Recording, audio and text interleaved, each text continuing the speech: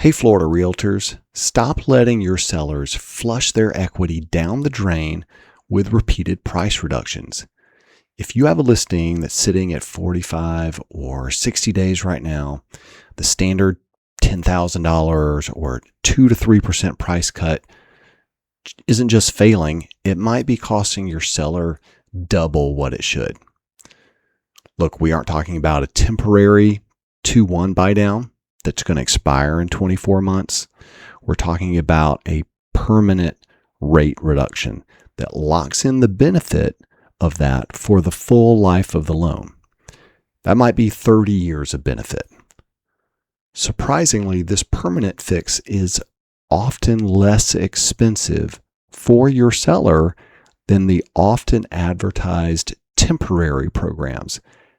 And it provides the long-term security that today's buyers are actually looking for. Hello, everyone. I am Taylor Ard, NMLS 370856, and for 21 years, I focused on providing a dedicated one-on-one mortgage experience. I help home buyers move from application to closing with total clarity and confidence. Now, before we dive into the math, a quick but important note. The interest rates and terms that I'm using today are based on general national averages. They are for educational, illustrative purposes only.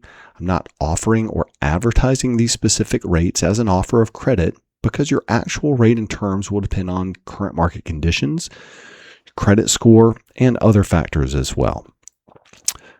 Today, I'm going to show you how to use this permanent buy down to make that stale listing the most attractive deal in the zip code without your seller having to hemorrhage equity. And this is real world application. I literally just crunched similar numbers yesterday with 2 realtors at a broker's open that was about to announce a price reduction. So, we all know when a house sits, that price reduced banner on Zillow or Realtor.com, it really starts to look like a red flag to buyers. Instead of a price cut, let's look at the math of applying that money towards lower interest rates. So let's take this example. In the $300,000 to $350,000 price range, we might assume buyers are incredibly sensitive to their monthly outgoing cash. A $101 monthly difference on a $350,000 home might not sound like much to some sellers, but to a Florida family, that could be their entire monthly water bill or a week of groceries. By marketing a permanent buy down of a rate that's 0.5% lower, not a teaser rate, but a fixed rate at the seller's expense, on a listing that's been sitting for 60 days, you aren't just another price reduced home. You are like an affordability hero. All right, so let's take this example. You see a purchase price, $300,000, FHA scenario, putting 3.5% down, so loan amount of $289,500. We're talking about 2% of that as the seller's funds in all of these situations. The price cut, if they price cut it by this amount, then they result in a principal and interest payment of this in each of these scenarios, $300,000, $350,000, $400,000. In each of these cases, these are 2% of the seller's funds, either by price reduction, resulting in this principal and interest payment, or a 0.5% buy down, resulting in this principal and interest. The difference in this case, $91.95, $107.28,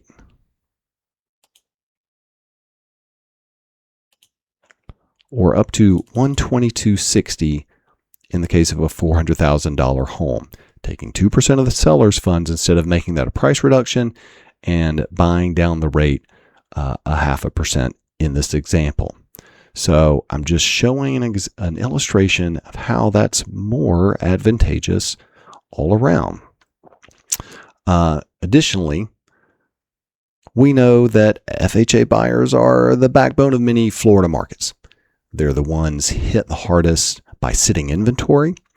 And at the $400,000 mark, a 2-point permanent buy down takes their rate from 6 to 5.5%. For purposes of this example, for an FHA buyer, that 0.5% can drastically improve their debt to income ratio as well. It might be the difference between us, the lender, getting a clear to close or a file denied. This makes the home accessible to more people without the seller having to tank the neighborhood comps. Let's look at the math on a conventional loan purchase for a $400,000 home. In this case, I'm assuming there might be a 10% down payment by the buyer, and we're gonna use these tiers of rates and buy down. So these are approximate but fairly realistic.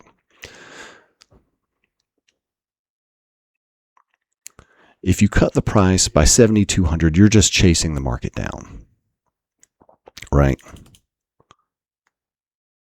But if you take that same $7,200 and you offer it as a permanent rate incentive to bring a buyer from a 6.25 to a 5.75 for the life of the loan, you're saving them $115 a month. For a buyer to get those same savings from a price cut, the seller would have to drop the price by nearly $17,000. You can stop this bleeding for your seller and solve the monthly payment problem permanently. Now, let's talk a little bit about the psychology of a stale listing. It's that something is wrong with the house. A price drop reinforces that, but a permanent rate incentive feels like a win for the buyer. Tell your buyers, don't wait for the Fed to drop rates and bring the competition back. Use the seller's money to get that 5% range rate right now. Keep it for 30 years. This allows the buyer to skip those brutal refinance fees later on and start saving on day one. I mean, trust me, I would benefit from everyone refinancing in a few years. But maybe this math works out today to help someone get in their home and start owning a home right now. If you have a listing that's approaching that 60-day mark, don't just send a price drop addendum. Send your seller these charts. Show them that you can save them $10,000 in their net profit by offering a $7,000 permanent credit instead of a $17,000 price cut. It's better for your seller's net, it's better for the neighborhood comps, and it's better for your commission. Let's get these stale listings sold. Reach out if you need the specific numbers for your current listing.